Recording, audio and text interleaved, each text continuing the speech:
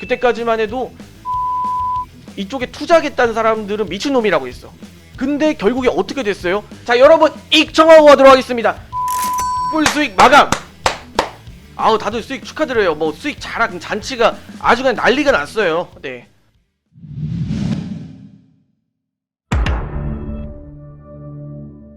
네, 반갑습니다. 8월 17일 오전 라이브 매매 방송 시작하도록 하겠습니다. 아무래도 여러분들이 최근에 뭐 항생에 대한 방송과 항생에 대한 강의를 여러 번 들으면서 아무래도 항생 매매에 대해서 조금 더 스펙트럼이 넓어지고 투자에 대한 방향성도 한치 조금 더 넓은 시야를 가지고 매매할 수 있게 좀 더 수익을 가져갈 수 있는 방식으로 제가 여러분들께 항상 여러 가지 방향성은 열어두고 매매를 해라, 이렇게 이야기 드렸습니다. 자, 일단은 여러분들 오늘도 항생 라이브 매매 이제 강의도 이제 동반해서 여러분들께 준비를 했는데, 최근 시장에서 중요한 내용들이 몇 가지가 담겨져 있어요. 여러분들 한번 차분하게 들어보시고 그 이후에 10시 15분에 개장 이후 한번 우리 적극적으로 찔러보도록 하겠습니다. 뭐 어제 미증시에서 무슨 일이 일어났죠? 윌마트가 소비기업들이 실적이 좀 좋게 나왔어요. 근데 중국 시장은 미국하고 완전히 달라요. 지금 현재 상황이. 올해 초와 지금 말 중국이 완전히 상반이 됐어요. 올해 초까지만 해도 중국 성장률 좋다, 중국 진짜 이거 성장률이 미국을 뛰어넘을 수도 있겠다, 중국이 미국을 따라잡는 그런 상황이 발생하는 거 아니야, 그랬는데 지금 핵심이 위축되고 있어요. 제조업부터 시작해서 소비, 그리고 부동산. 이 부동산에 집중하셔야 돼요. 부동산.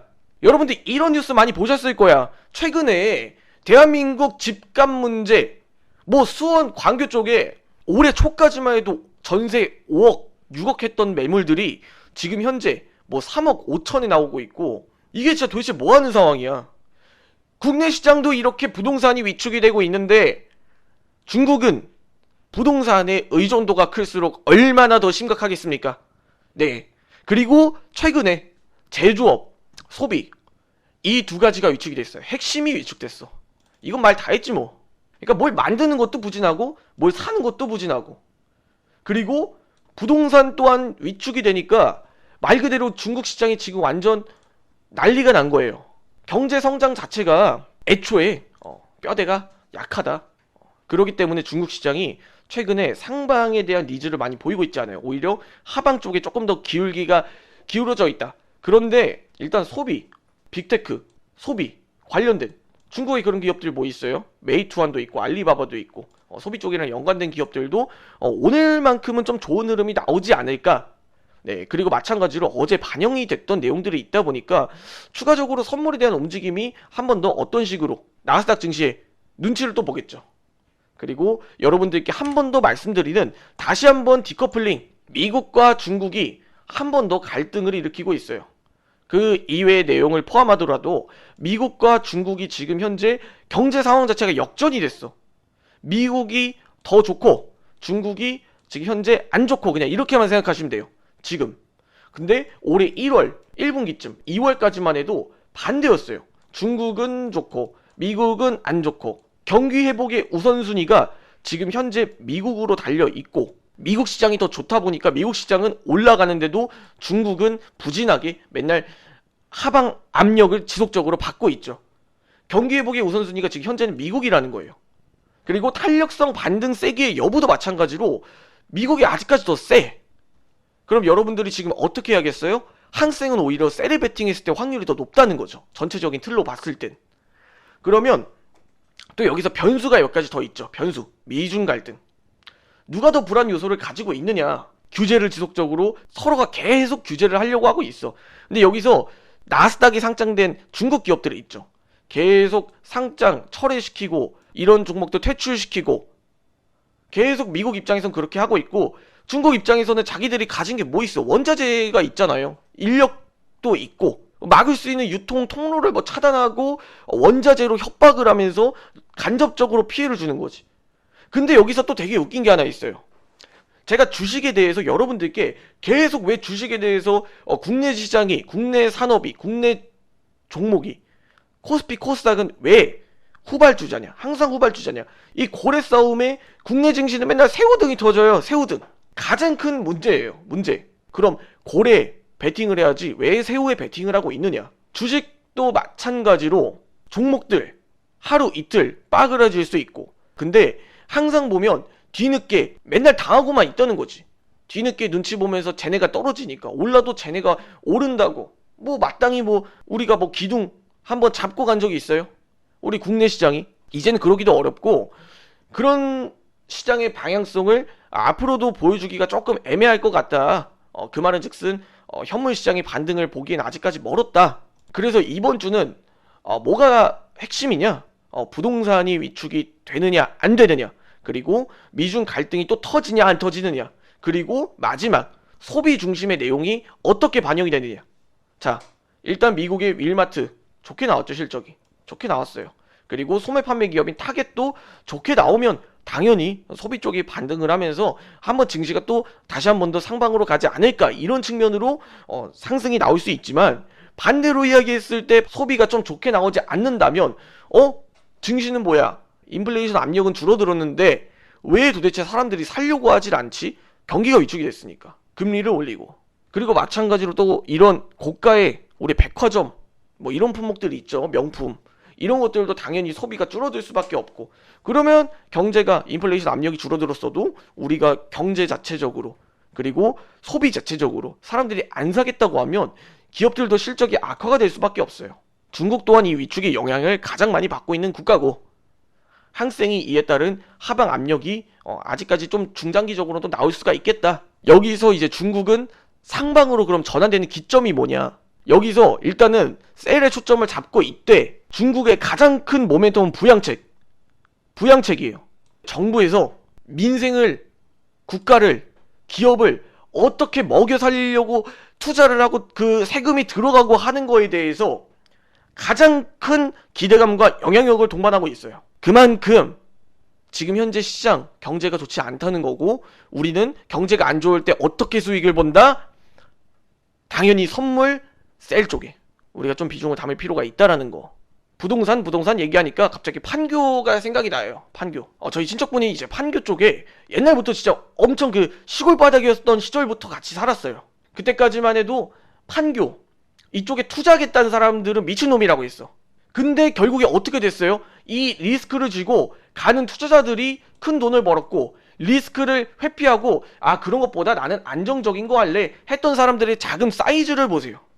투자한 사람들 혹은 뭐 땅이든 토지든 가지고 있었던 사람들은 지금 현재 부동산 부흥이 됐어요. 투자는 시기와 목적이에요. 여러분들 때와 장소와 타이밍이 중요한 거예요.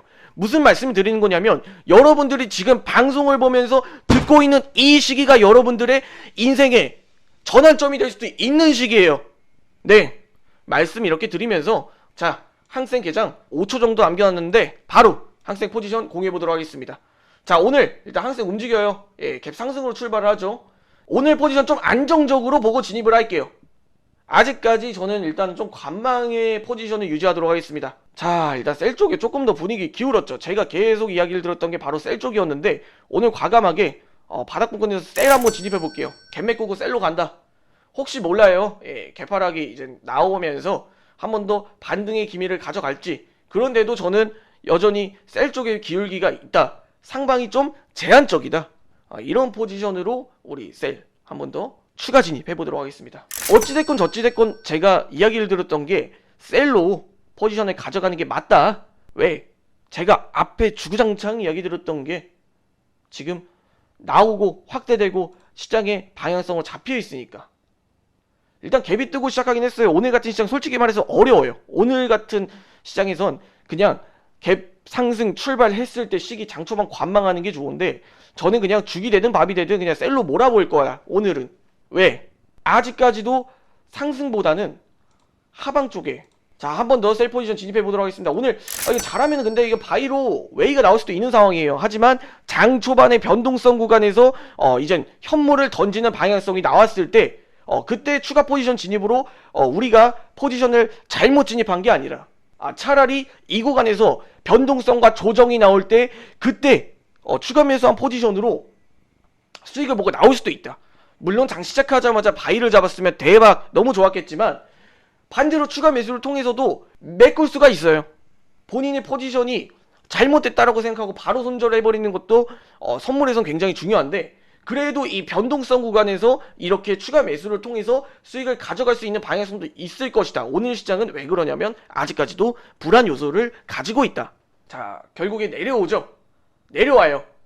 내려와서 벌써 수익권 진입했어요. 자, 벌써 수익권 진입했어요. 여러분, 제가 오늘 어찌됐건 저찌됐건 셀이라고 말씀드렸고, 장 초반 상승 나오더라도 무서워도 결국에 셀로. 자, 지금 2,800불 수익, 2,800불 수익. 자, 여러분 익청하고 가도록 하겠습니다. 2,500불 수익 마감. 아우, 다들 수익 축하드려요. 뭐 수익 자랑 잔치가 아주 그냥 난리가 났어요. 네, 오늘 그냥 셀이라고 말씀드렸잖아요. 왜? 상승 나와도 그냥 셀로 몰아가면 그게 차라리 맘 편하게 우리가 가지고 있을 수가 있다. 제가 여러분들께 이 내용들 강조드렸던 거 계속 방송하면서 이야기 드렸잖아. 그럼 여기서 여러분들 생각을 할 게 하나 더 있어. 이러면 어떻게 되겠어? 자, 국내 증시 당연히 밀리겠지. 왜? 항생이 이렇게 떨어지고 있는데, 그럼 또 어떻게 되겠어? 이 움직임에 국내 증시는 울고 있어. 국내 증시 투자한 이 외국인들이든 기관이든 전부 다 매도를 해요. 보세요, 여러분. 계속 떨어지고 있어요. 그럼 우리는 똑똑하게 어떻게 해요? 항생이 개장을 했을 때 차라리 그때까지 오전 뭐 주식을 정리를 하든 우리는 그렇게 포지션을 잡든 아니면 주식을 매수를 하지 않고 기다리고 있다가 항생 포지션에 따라서 우리는 선물로 수익을 가져가는 그런 똑똑한 투자의 방향성을 하고 있죠. 국내 증시 떨어진다고 개인들 울고 있고 매도를 그렇게 할 때 여러분들도 같이 매도하고 같이 울고 있을 거 아니시잖아요. 그렇게 멍청하게 가만히 보고만 있을 거야? 나스닥, 항생, 짧은 구간 보고 대응만 해보셔도 절대 어렵지가 않다. 왜? 그 리스크 다 쥐고 우리는 결국 판교땅을 만들어냈어요. 우리는 여러분들 오늘도 깔끔하게 항생 수익 가져갔습니다. 자, 오늘 방송 여기서 간단하게 마치도록 하고, 오늘도 성공적인 투자를 기원합니다. 선두주자와 리스크를 지고 한 투자자들, 리스크를 회피하는 투자자들이 과연 어떻게 다른지, 어떤 결과가 다른지 이 부분들 항상 염두에 두시면서 오늘 방송 마치도록 하겠습니다. 다들 영상을 시청해 주시느라 다들 고생 많으셨습니다.